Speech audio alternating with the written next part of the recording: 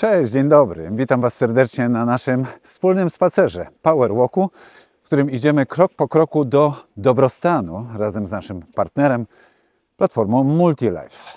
Moi drodzy, na dzisiejszy spacer zaprosiłem profesora Marka Postułę. Cześć Marku, dzień dobry. Dzień dobry Państwu, cześć Mateuszu. Fajnie, że do nas dołączyłeś do dzisiejszego spaceru, w którym porozmawiamy o długowieczności. To jest dopiero fajny temat. Jeszcze na ten temat podczas spaceru nie rozmawialiśmy, a bardzo się cieszę, że z Tobą będę miał przyjemność porozmawiać na ten temat, bo Ty jesteś ekspertem w tym obszarze, ale zanim o długowieczności, to najpierw chciałem zapytać, czy to prawda, że swoim pacjentom w pierwszej kolejności zapisujesz ruch?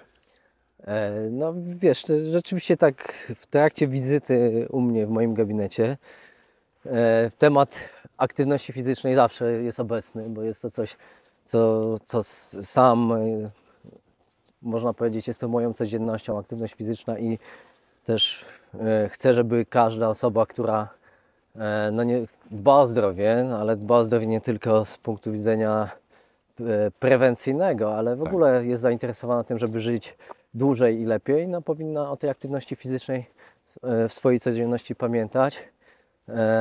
A jest to zadanie arcytrudne, żeby wiele osób przekonać do tej codziennej aktywności, jak sobie pewnie wyobrażasz. No tak, ale jeżeli ktoś z takim doświadczeniem jak Ty, wiedzą, jeszcze jak Pan Profesor mówi, że tak trzeba robić, czy tak należy robić i powinien to być punkt wyjścia, to myślę, że wiele osób może o to zadbać, co? Wiesz, to jest tak, że przede wszystkim tu mamy bardzo twarde dowody naukowe, no bo my doskonale wiemy, że aktywność fizyczna jest najlepszym lekiem. Nie wymyślono nic bardziej korzystnego, jeśli chodzi o wpływ na nasze zdrowie, bo to jest oczywiście, jestem kardiologiem i ta kardiologia jest mi najbliższa i też patrzę na tą aktywność fizyczną przez pryzmat układu sercowo-naczyniowego, jak to korzystnie wpływa, jak zmniejsza ryzyko rozwoju chorób układu sercowo-naczyniowego, ale też ryzyko zgonu. No, ale również mamy doskonałe dane pokazujące, że to jest też redukcja ryzyka rozwoju wielu nowotworów, chorób nowotworowych. No i to, o czym chyba coraz częściej na co zwracam uwagę, no to ta strona psychiczna. No, żyjemy w czasach, gdzie ilość bodźców, które nas otaczają, jest przerażająca, co powoduje, że wielu z nas jednak cierpi na różnego rodzaju formy wypalenia czy zaburzenia lękowo-depresyjne. No i również tutaj aktywność fizyczna jest takim elementem, który rzeczywiście poprawia ten nasz dobrostan i to nasze poczucie szczęścia na co dzień. No, cieszę się, że to mówisz, bo ta sama myśl i ta sama świadomość nam przyświeca tutaj na Power Walkach. Jak wiecie, my każdą taką rozmowę prowadzimy podczas spaceru, do którego wszystkich serdecznie zapraszamy i mamy też wielką nadzieję, ja mam wielką nadzieję, że Wy jak teraz nas słuchacie, no przede wszystkim Marka, to posłuchacie, to także będziecie spacerować. I taki spacer pamiętajcie nie tylko raz, a najlepiej codziennie. Wiesz, zastanawiałem się nad tym, jak dzisiaj z Tobą porozmawiać o długowieczności, no bo to jest temat przewodni.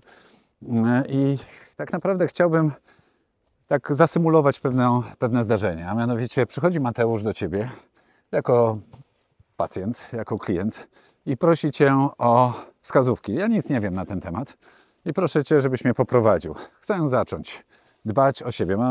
Skończę w tym roku 50 lat i bardzo bym chciał za 10, 20, 30 lat być w dobrej formie fizycznej i psychicznej.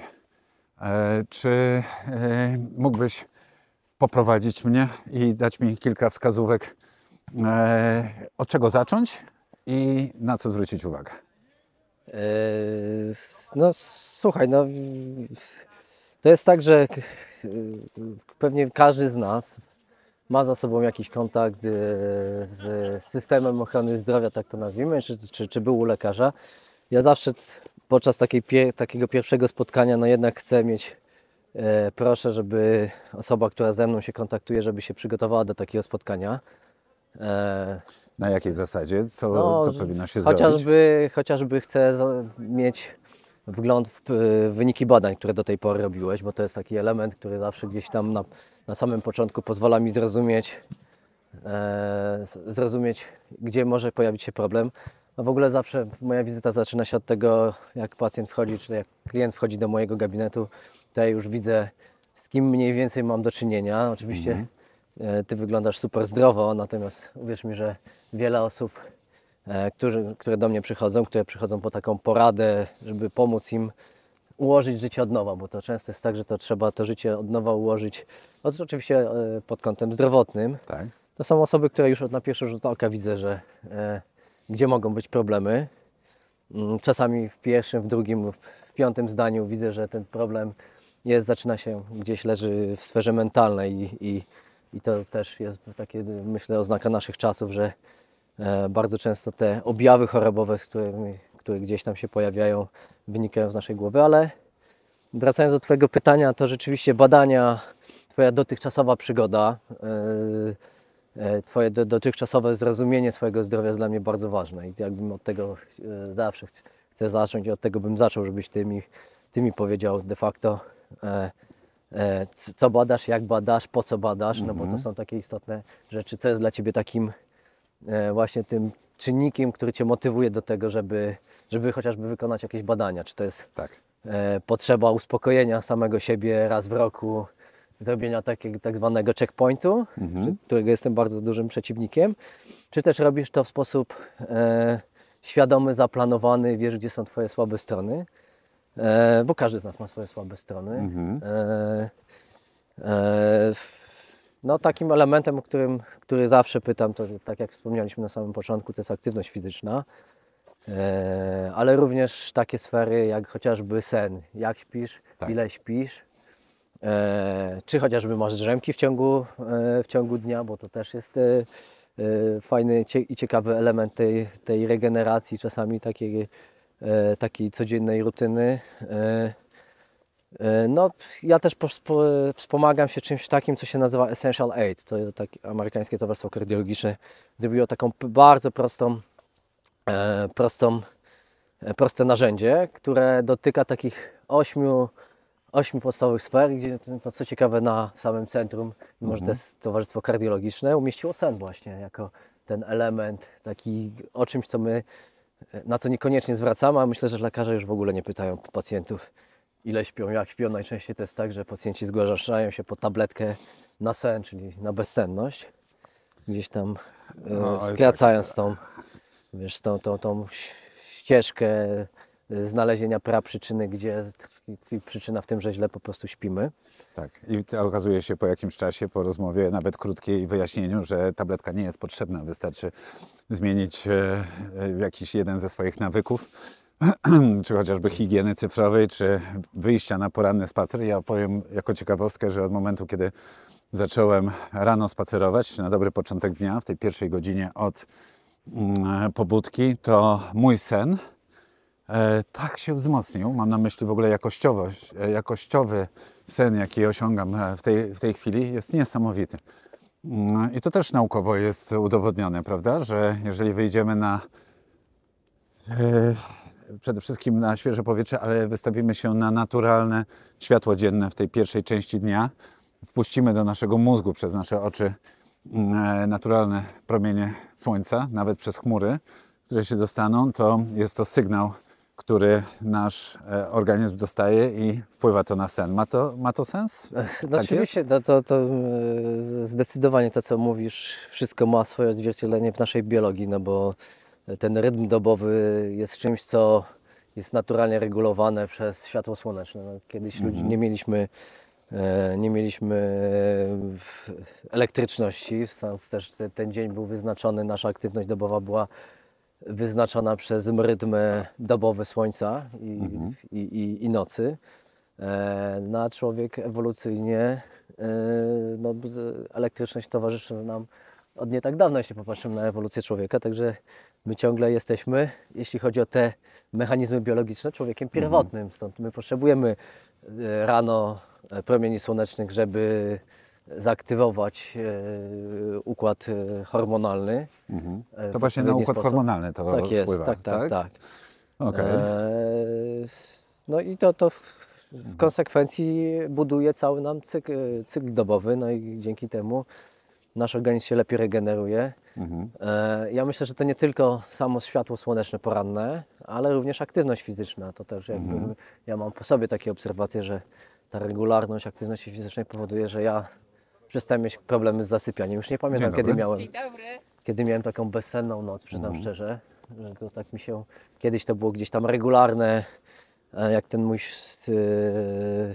ta moja aktywność była fizyczna, nie była moją codziennością, to rzeczywiście miałem nieprzespane noce za sobą, gdzieś przewracanie się w łóżku, a od wielu, wielu lat już tak przyznam szczerze, że nie pamiętam. No chyba, że popełnię jakiś błąd, co się zdarza każdemu z nas, to wtedy rzeczywiście ta jakość snu zdecydowanie nam się pogarsza, no bo to w Essential 8 też mamy to podkreślenie, że używki, to takie coś jak nikotyna, alkohol, to jest coś, czego powinniśmy unikać, jeśli myślimy o długim życiu w dobrym zdrowiu. To jakie to są elementy, które Twoim zdaniem wpływają na długowieczność? Ja mówię o tych podstawowych. Powiedziałeś o śnie. To jest punkt wyjścia, tak? Można by tak powiedzieć, że chciałbym, żebyś jakbyś mógł powiedzieć, nie wiem, 3-4 elementy naszego codziennego życia, które dotyczą każdego człowieka, każdego, niezależnie w jakim jesteśmy wieku, jakiej płci, w jakiej formie, czym się zajmujemy, na które warto już dzisiaj zwrócić uwagę z myślą o długowieczności i jakie mogłyby to być dobre nawyki, które dałbyś nam jako wskazówki do tego, żeby już zrobić pierwszy krok w tym kierunku.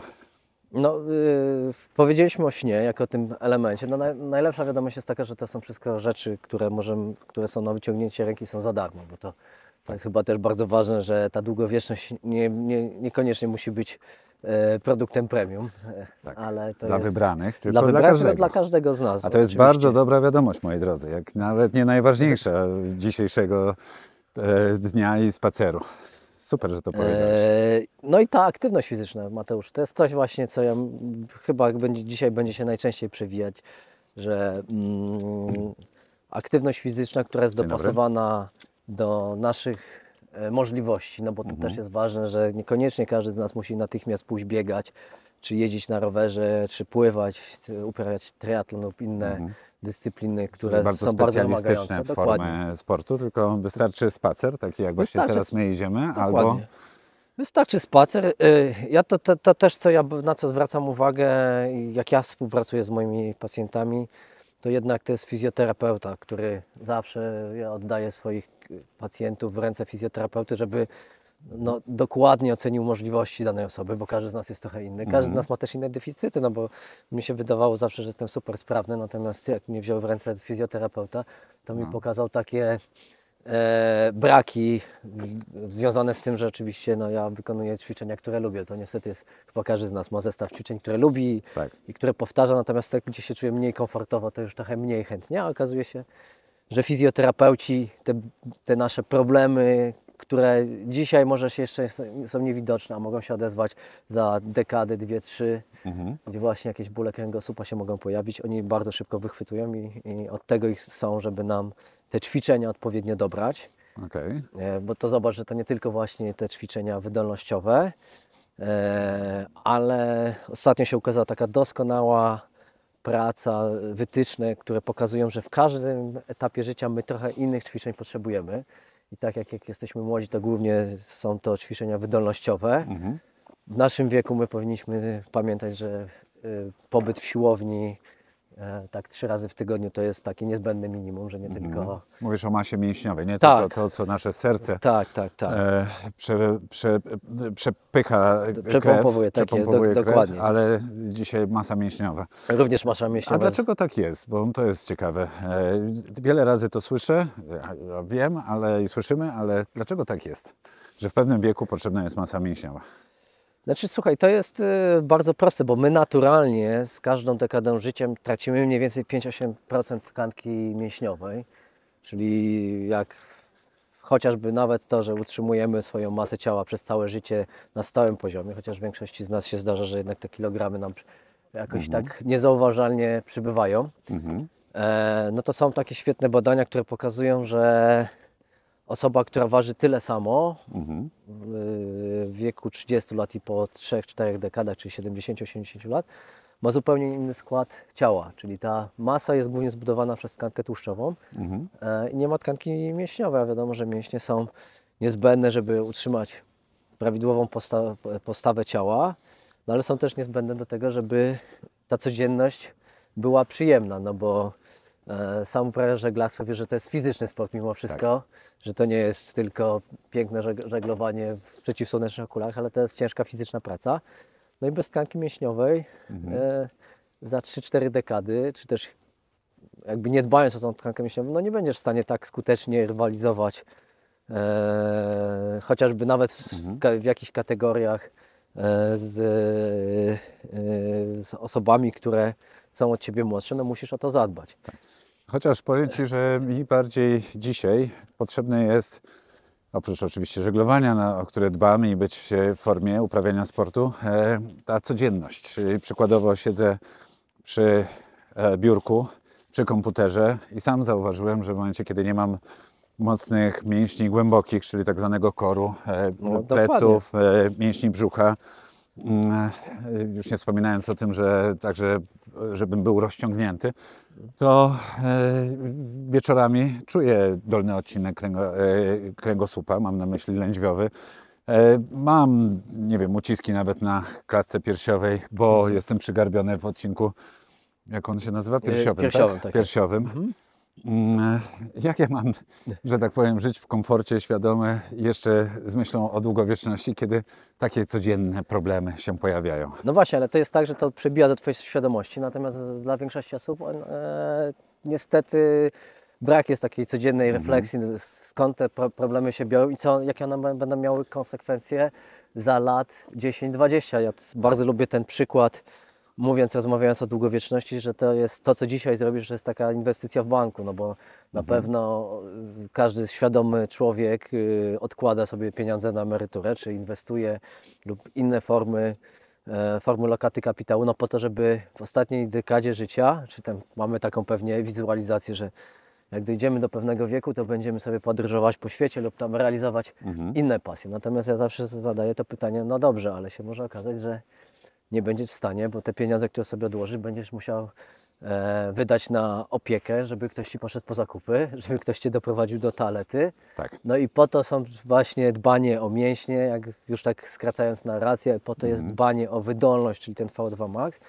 No i wreszcie jak przejdzie taki moment w naszym życiu, ta 6-7 dekada, no my do tych ćwiczeń wydolnościowo-siłowych powinniśmy jeszcze dołożyć ćwiczenia takie na taką koordynację ruchową.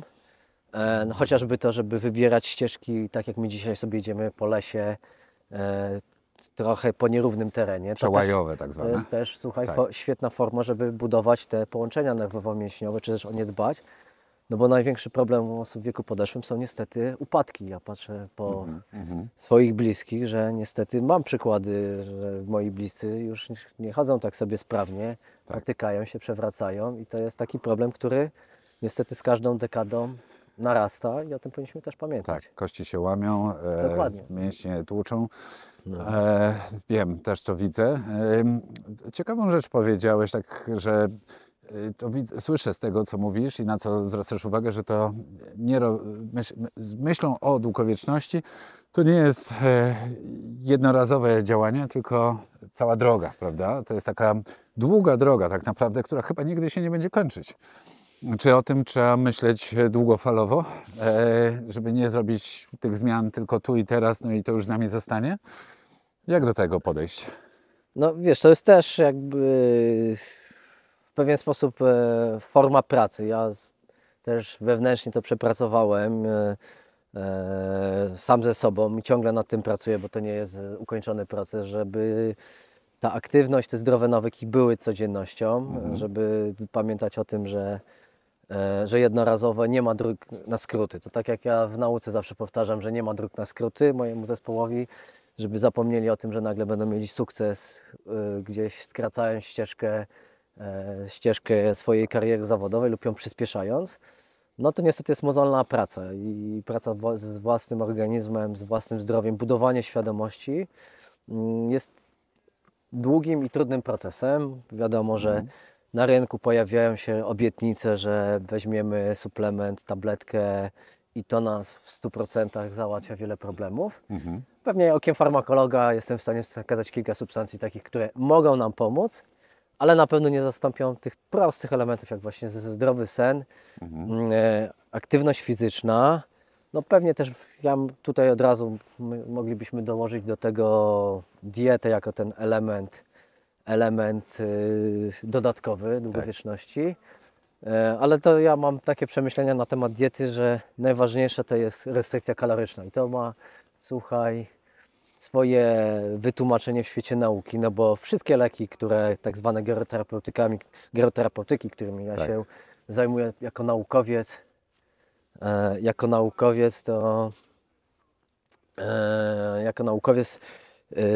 to widzę, jakie one mają wspólne mianowniki. To jest właśnie to, że one na poziomie komórkowym naśladują taką restrykcję kaloryczną.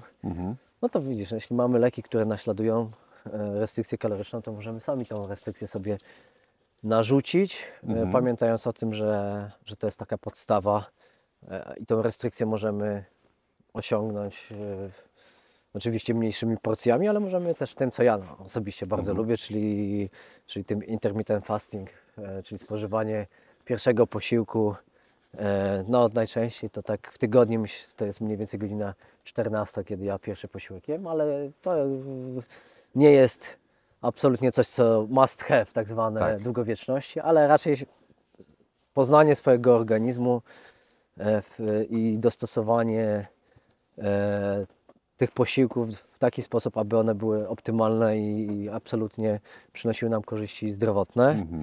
Ciekawe, że mówisz o przerywanym poście jako dobrym przykładzie tego, co możemy dla siebie zrobić. Ja też chyba już od 6 lat stosuję ten rodzaj, sposób, to nie mogę powiedzieć nawet diety, bo to jest chyba podejście w ogóle do żywienia.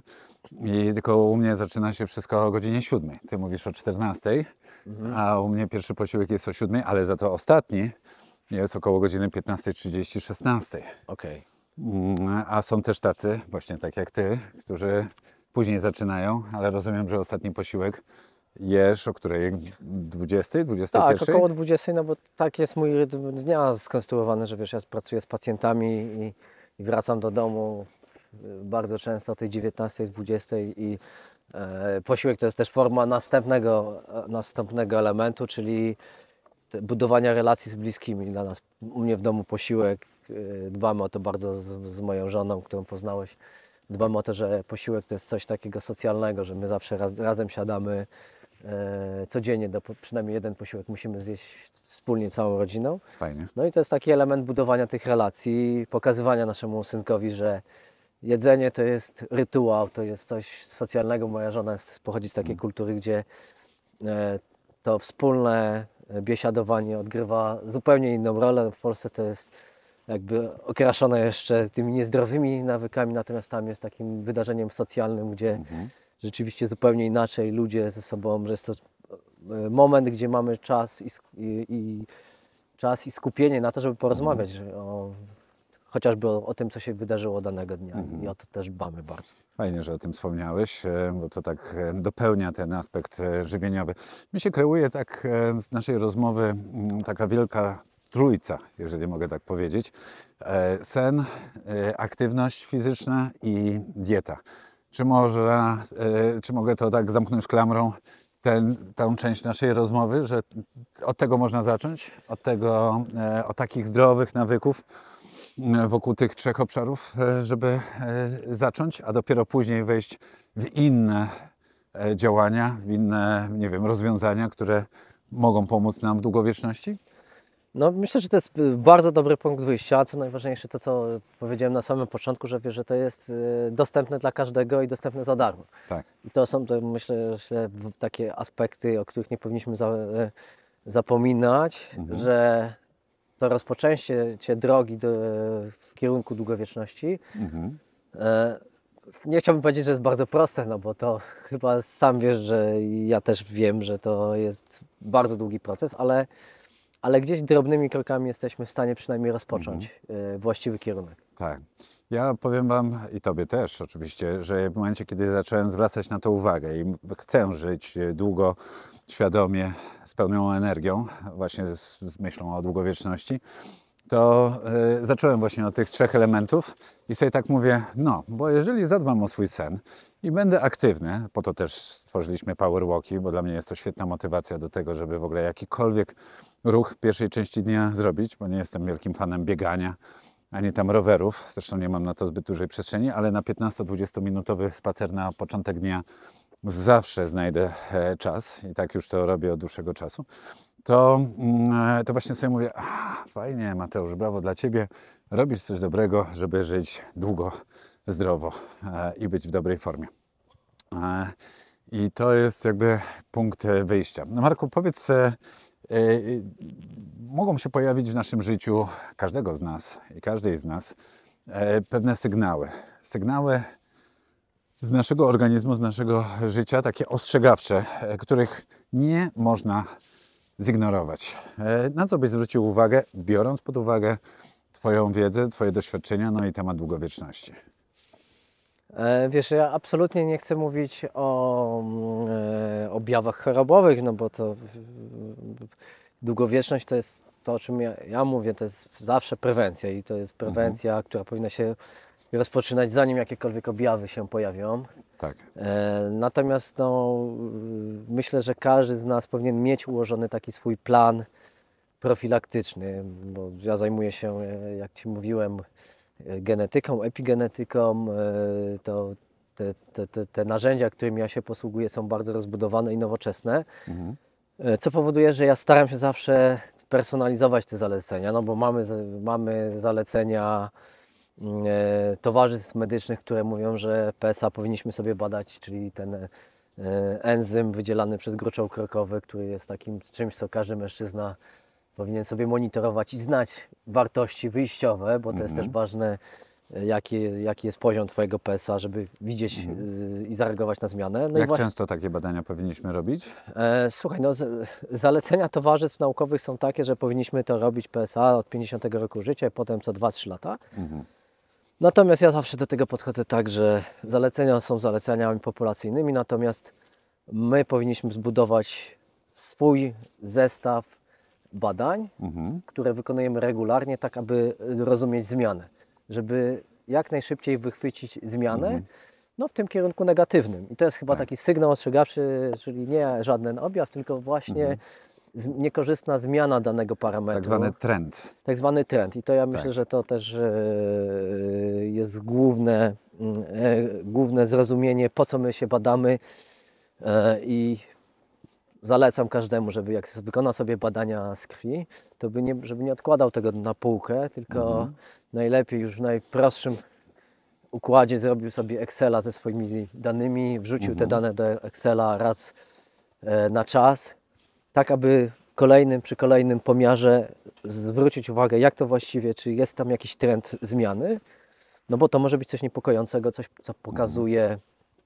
co pokazuje, że z naszym organizmem może dziać się coś niekorzystnego. I mamy nawet taką świetną publikację sprzed 2 tygodni w Nature, czyli w najlepszym czasopiśmie medycznym, która pokazuje, że z prostej morfologii my jesteśmy w stanie wyczytać na podstawie zmian takich parametrów jak chociażby liczba płytek krwi, czy objętość płytek krwi, jesteśmy w stanie zrozumieć ryzyko rozwoju wielu chorób cywilizacyjnych, co jest, powiem szczerze, że ten artykuł potwierdza moje podejście, ale też mnie zaskoczył, że tak dużo możemy się dowiedzieć z takiego prostego badania jak morfologia krwi.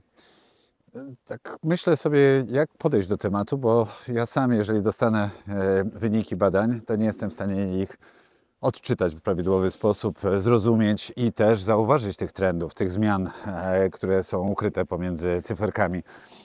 Z kim najlepiej umówić się na taką stałą opiekę i możliwość rozmowy na ten temat, przedstawiając kolejne i kolejne wyniki badań?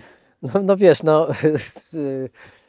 pewnie jedyna odpowiedź, którą możesz z moich ust usłyszeć, to zapraszam do mnie, ale tak na poważnie rzeczywiście jest to bardzo trudny temat, ponieważ rzeczywiście większość lekarzy w ten sposób do tego zagadnienia nie podchodzi.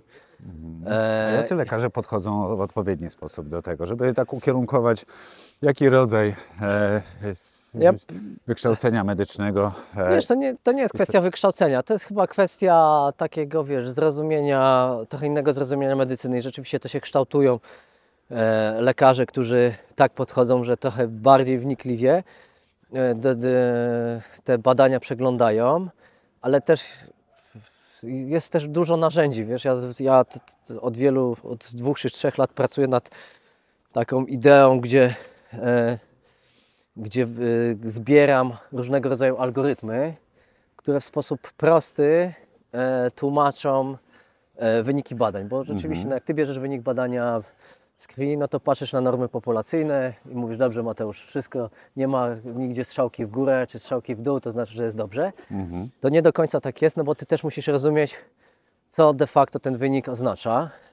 I są takie narzędzia, które pozwalają trochę się zagłębić. Daj jakiś przykład, ciekaw jestem, jakie to są narzędzia. Słuchaj, ja na przykład to, co ja bardzo lubię używać, to też kardiologia, SCORE2, czyli to jest taki algorytm bardzo prosty, 5 parametrów, wiek, płeć, palenie papierosów, ciśnienie skurczowe i cholesterol non-HDL. Na podstawie tych 5 prostych parametrów pokazuje Ci, jakie jest Twoje ryzyko sercowo-naczyniowe, czyli ryzyko, to teraz strasznie za to zabrzmi, nie przerażaj się, ryzyko zgonu, zawału, udaru w ciągu 10 lat. I zobacz, na podstawie tych 5 prostych parametrów otrzymujemy wynik, ale te narzędzia tak się rozwijają, że w najnowszej wersji, którą ja używam, dodatkowo masz takie suwaczki, które pokazują, że pytam Cię, ile robisz kroków dziennie. Tak. To jest, słuchaj, coś mega, super. Jak to mówi mój synek, mega. Potwierdzam to, a dzisiaj w bardzo łatwy sposób można dzięki wearables, różnym zegarkom, czy tak jak ja mam Oura Ring i wielu innym opaskom, można w łatwy sposób później przychodząc do Ciebie albo do lekarza odpowiedzieć na to pytanie. No właśnie i to ja, wiesz, patrzymy sobie na to coś co takiego, co jest, wiesz, dostępne. To jest ogólnodostępne, oczywiście trzeba wiedzieć, gdzie tego szukać, ale ja to używam i powiem Ci, że używając takich narzędzi zajmuje mi wprowadzenie danych 20 sekund, a efekt, który ja uzyskuję, to jest efekt, którego ja nie uzyskam przez rozmowę 20-minutową. Bo wtedy dopiero pokazuję Ci, że jak prostymi działaniami jestem w stanie Ci zmniejszyć, to znaczy Ty jesteś w stanie zmniejszyć, bo to jest Twoja praca, zmniejszyć swoje ryzyko sercowo-naczyniowe. Wspomniałeś o wearablach, które ja uwielbiam i testujesz je testuję na sobie. Na okrągło. Tak jest, testuję je na okrągło i też próbuję pokazać swoim pacjentom, że ich używanie świadome to nie jest tylko gadżet, tylko to już jest narzędzie, które rzeczywiście może być świetnym takim podręcznym przewodnikiem, jeśli chodzi o zdrowy styl życia. No, jak sam wiesz, no to wearable już i analizują jakość snu, i analizują ilość kroków, tak by te wszystkie elementy, o których my dzisiaj mówimy, w takim urządzeniu, czy te dane są zbierane.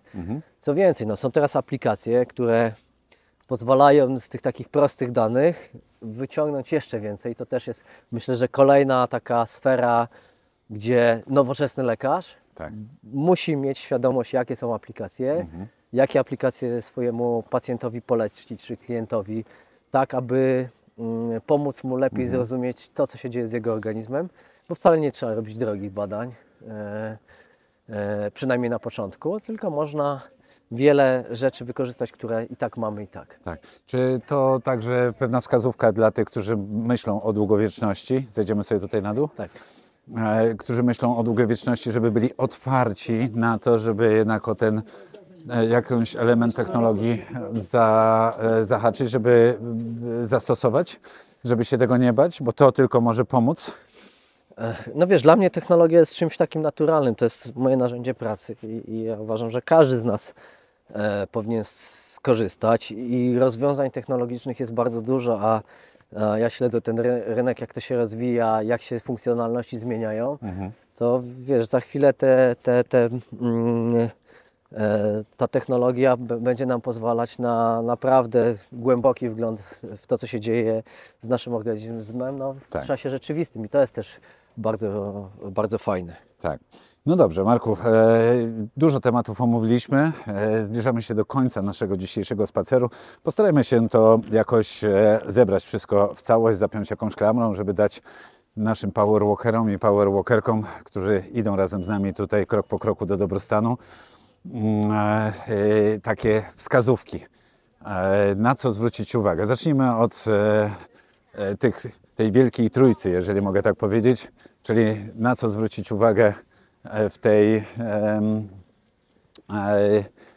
w sprawie tych nawyków. No, słuchaj, no, zaczynając snu, no to warto pamiętać o tym, że sen, taki dobra długość snu to jest 7-8 godzin. Tak, Że zbyt krótszy i dłuższy sen wcale nie są zdrowe. To są dane naukowe na to potwierdzenie, że za długo jak śpimy, to też wcale nie jest zdrowe. I też nie zachęcam do czegoś takiego jak weekendowe nadrabianie deficytów snu z tygodnia. Że jednak w tygodniu trzeba pamiętać o tym, żebyśmy wcześniej poszli spać, jeśli musimy wstać rano do pracy. a to cenna wskazówka, dzięki. Tylko tak, żeby każdego dnia, ja mam już taki ułożony rytm tygodniowy, że ja bez względu czy to jest weekend, czy nie weekend, śpię 7 godzin, mniej więcej o tej samej godzinie wstaję. W weekend może przesuwam to o pół godziny, godzinę maksymalnie, ale tak staram się, żeby no, moje ciało i ten mój rytm dobowy, o którym dzisiaj już mówiliśmy, Tak. żeby on był, bo nasz organizm